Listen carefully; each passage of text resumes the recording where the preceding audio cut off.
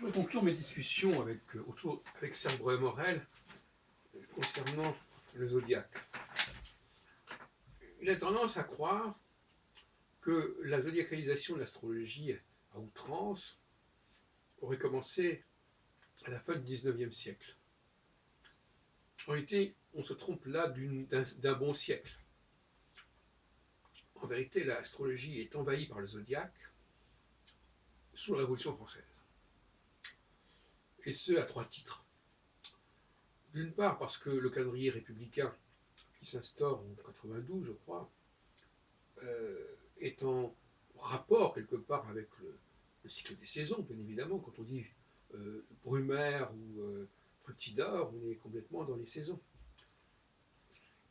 Deuxièmement, j'ai découvert il y a déjà quelques temps déjà, un calendrier des laboureurs, je crois, des cultivateurs, qui date de 1791-92, et dont j'ai repris beaucoup d'éléments dans la collection Solar.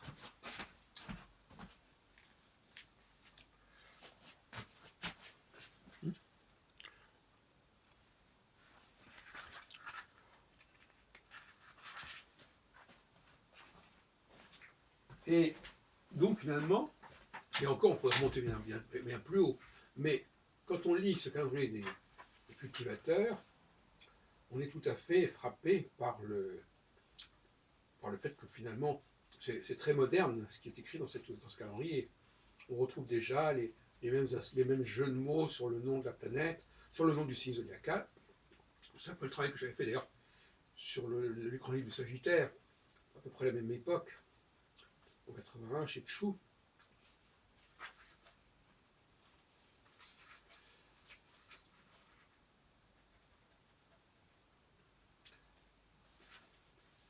Et troisième argument, c'est tout simplement la question de l'ère du Verseau. L'ère du Verseau, les ères précessionnelles, qui sont développées considérablement par Volney, par Delaunay, par notamment Charles-François Dupuis, dans son ouvrage de l'origine de tous les cultes, mais aussi par Volney dans son ouvrage sur les ruines. Et là, on a effectivement tout un travail sur la précision d'équinoxe liée au zodiaque.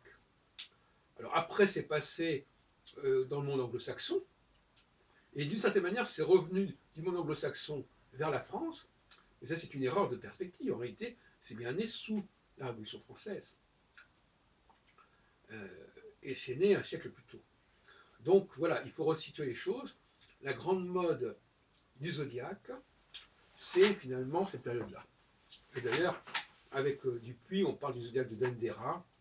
Donc il y a toute une recherche, tout un intérêt pour l'histoire du zodiaque qui se constitue, je vous répète encore une fois, dans les dernières années du XVIIIe siècle et dans les premières décennies du XIXe siècle.